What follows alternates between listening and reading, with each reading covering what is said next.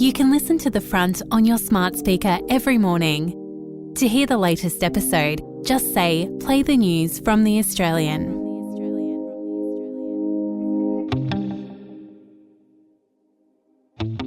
From The Australian, here's what's on the front. I'm Claire Harvey. It's Wednesday, September 11. Peter Dutton will launch an attack on Prime Minister Anthony Albanese today, saying mining and resources will be obliterated if the Greens and Teal candidates help Labor win the next election. Queensland's opposition leader David Crisafulli has vowed to appoint the whistleblower who exposed Australia's biggest ever forensics disaster to overhaul the state's troubled state-run DNA lab, if his party wins government next month. The bungle was exposed in the Australian's podcast Shandy's Story, and you can read all about Crisafulli's ambitions for Dr Kirsty Wright now at theaustralian.com.au. A slick video featuring unprecedented royal scenes of warmth and family love. It's how Catherine, Princess of Wales, announced the end of her chemotherapy treatment and declared herself firmly in charge. That's today's story.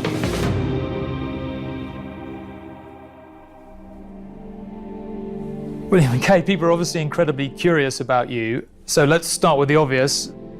It's late 2010 and a nervous 28-year-old Kate Middleton is sitting on a sofa, her giant sapphire engagement ring glinting in the light.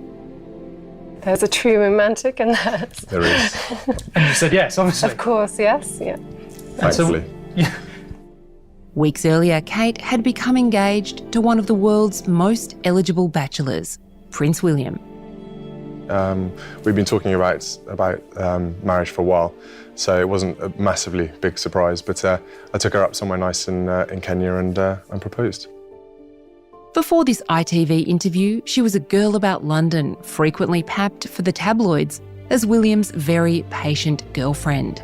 She's been dubbed Waity Katie. What is the girl waiting for? After it, and probably for the rest of her life, she became the most famous woman in the world and the embodiment of Britain's constitutional monarchy. The dress she wore for the photo call sold out within minutes. Pictures of her blow-dry were carried into hair salons all over the globe. The Kate effect was on. And then Catherine retreated, raising her children, showing up at public events, giving the occasional very polite, very guarded interview on radio about her work as an advocate for mental health or early childhood causes. She was enigmatic, a beautiful figurehead who managed to be immensely famous while revealing precisely nothing. In the meantime, the Meghan Markle fame rocket soared and fell back to earth. The Duchess of Sussex flamed from joy and gratitude.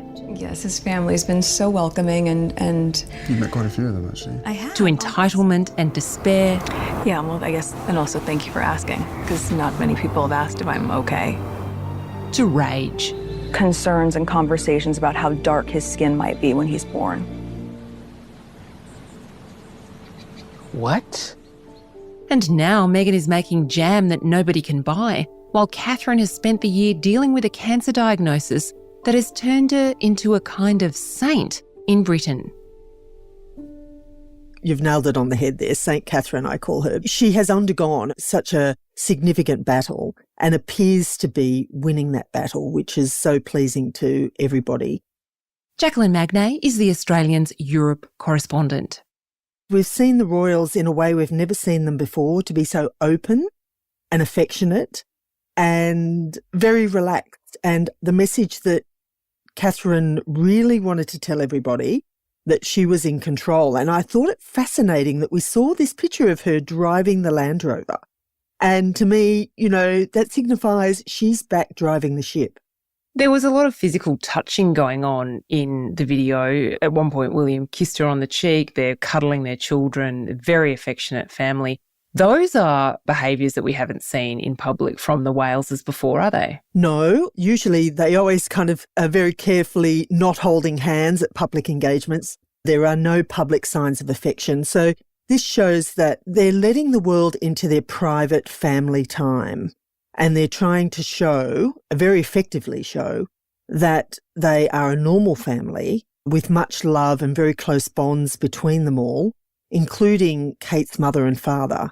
I think that the royals are seeing that in this world of social media that they need to show more of themselves because it's about being seen. And even showing that vulnerability and that affection, it's winning over a lot of people. And people are strongly resonating now with the Waleses. Catherine has executed a masterful cementing of her authority from the moment she announced in March she had cancer. We hope that you'll understand that as a family, we now need some time, space and privacy while I complete my treatment. On Tuesday, Catherine, now Princess of Wales, released a new video. As the summer comes to an end, I cannot tell you what a relief it is to have finally completed my chemotherapy treatment. The last 9 months have been incredibly tough for us as a family. It's a slick production. There's beautiful slow-motion shots of the gorgeous family of 5 as they frolic in a field, set to an emotive music track. Life as you know it can change in an instant, and we've had to find a way to navigate the stormy waters and road unknown. It was only just earlier this year, the beginning of the year, where we didn't know how sick she was, but at the time when she released that photo using Photoshop of her with the children, and that was released to reassure everybody that all was well, and all wasn't well. The photo was released in an attempt to quell misinformation about Catherine's disappearance over the early months of 2024. After what the palace called planned abdominal surgery, she retreated from public life with no explanation. Where is Kate? We haven't seen her in 3 months. Here was Catherine in a deal done between the palace and all of the media organisations that she would release certain photos at certain stages in return for basically a hands-off approach by the media in this country. And she kind of broke that trust because she released an image that wasn't true. And so that's why there was such this huge furor about it at the time. I think there would have been a little bit more sympathy if they'd have known how sick she was at the time. And certainly there's been some hasty revisions of opinion about what went on then. I think the palace has learnt a lot from that incident because they've stage managed it very well ever since. That they've taken back control, they've released information at a time when they feel that there were certain updates that they could provide. And then now to provide this very slick video is them taking it another step further to kind of show the public that they are with the public, that they understand and appreciate the public support. And in return, they are going to let them in with a little window into their life to show them that they are happy and that they're a very happy family. There's still a boundary though there, isn't there, Jack? We don't know what sort of cancer Catherine has or had, and she's not obviously going to tell us. No, she wants to keep that private, and she hasn't released the cancer, but neither has King Charles. We knew that he had prostate issues, but that the cancer is not prostate cancer. So he also has a cancer that we don't know about, what the details are, and we don't really know the extent of their treatment and what it entails. Coming up, why Catherine's candid cancer journey is just what the doctor ordered. Don't forget, you can join our subscribers right now at theaustralian.com.au. And we'll be back after this break.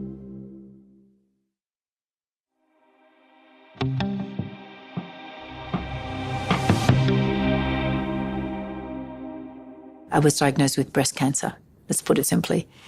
And as you can imagine, it was a bit of a shock. That's supermodel Elle Macpherson. She's speaking with journalist Tracy Grimshaw about her new autobiography in an episode of 60 Minutes. In the memoir, Macpherson revealed she's in remission from breast cancer. What were you told needed to happen? Mastectomy, chemotherapy, radiation, and hormone replacement. Macpherson said she refused those conventional therapies recommended by doctors in favour of what she called an intuitive, heart-led, holistic approach. I made a choice to go a more natural route in my treatment because that's what really resonated with me. I had been really looking at the body in a holistic way, so looking at emotional, mental, spiritual and physical well-being. And I believe in that the body has the infinite capacity to heal. Elle Macpherson's claim she effectively healed her own cancer was met with despair from medical experts and outrage from survivors. Oncologists said Macpherson had in fact had a lumpectomy, a completely conventional treatment, and that chemo would not be recommended for her type of cancer anyway. Australian TV legend and breast cancer survivor Kerry-Anne Kennelly told The Australian she feared Macpherson's influence is such that someone will die trying to replicate her supposed medical success. With Catherine, you've seen the shock, the horror, the fear, the vulnerability, and then her progress through it. We got an update at one point where she said she has good days and bads. It's a very honest acknowledgement of the trauma that she was going through at the time and what other people go through. Doing what I can to stay cancer-free is now my focus. Although I have finished chemotherapy, my path to healing and full recovery is long, and I must continue to take each day as it comes. And she took a very conventional path, and certainly Elle Macpherson took an unconventional path. We just assume, don't we, that she's got the best doctors in the land, she can afford the best doctors in the land. She hasn't had to go through the NHS system. She's been able to afford to go private. And so I'm sure she's taken the best advice, as possibly Elle Macpherson has as well, but come to very different decisions. To all those who are continuing their own cancer journey, I remain with you, side by side, hand in hand. Out of darkness can come light. So let that light shine bright.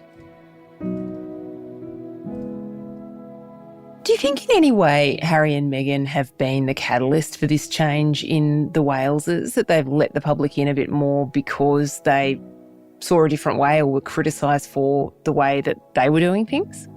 I think that some of that is true. I used to go and watch the royals, especially at Christmas time, and Catherine knew exactly where all the photographers were and she would never look at them. She would always look away. And I remember one year we saw Catherine and Meghan, the whole family, the four of them, walk in, and none of the photographers got a photo. The only photo of the four looking at the camera was by a member of the public. And that's because at that stage, they didn't like the publicity. Since then, we've had, of course, Meghan and Harry's very public and very different way of talking to the world. And so I think that the Waleses have really understood that they need to engage more with the public, and they've taken a different way of doing that. But I think that what Meghan and Harry have been doing has definitely influenced how the palace has reacted to this. Jacqueline Magnay is The Australian's Europe correspondent.